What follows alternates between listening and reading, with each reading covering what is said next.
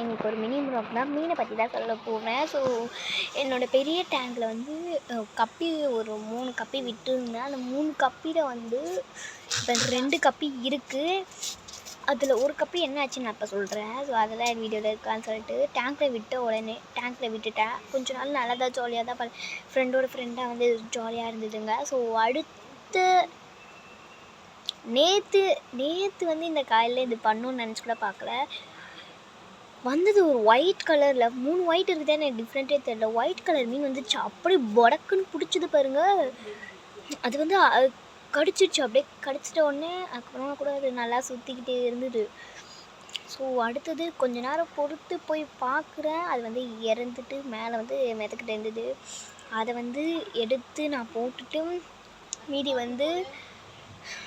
வந்து பக்கெட்டில் இருக்க மீன், அந்த மீன், ஃபைட்டர் மீன் எல்லாத்தையும் வாஷ் பண்ணி நான் வந்து அந்த டப்பாக்குள்ளே சேஃப்டியாக அழகாக வச்சு திருப்பி அவங்களுக்கு ஃபுட்டு போடணும். ஸோ அதுக்கப்புறம் எல்லா மீனுக்கும் ஃபுட்டு போட்டு வாஷ் பண்ணிட்டு டைல்ஸ் எல்லாம் கீழெல்லாம் வந்து தண்ணி ஊற்றிருக்கோம். அந்த தண்ணியெல்லாம் போட்டு தொடச்சி அடுத்தது சிங்க் இருக்கும்ல, சிங்க்கும் வாஷ் பண்ணணும். ஏன்னா மீன் தண்ணியெல்லாம் அதில் தான் ஊற்றுறோம். அந்த சிங்க்கெல்லாம் வாஷ் பண்ணிவிட்டு இதெல்லாம் வந்துட்டு பண்ணால் தான் நம்ம ஒழுங்காக மீனும் வளர்க்க முடியும், நம்மளுக்கு சேஃப்டியான மீனும் இருக்கும். டேங்க் ஒரு நாளும் ஒரு செட்டப் வைக்கணும், மோட்ரு போடணும், அதெல்லாம் போட்டு அதுக்கு லைட்லாம் ஃபிட் பண்ணணும். முதுவே பெண்ட் ஆகிடும். ஸோ நீங்களும் மீன் வளர்க்கணுன்னா இதெல்லாம் ட்ரை பண்ணி தான் ஆகணும். பாய்.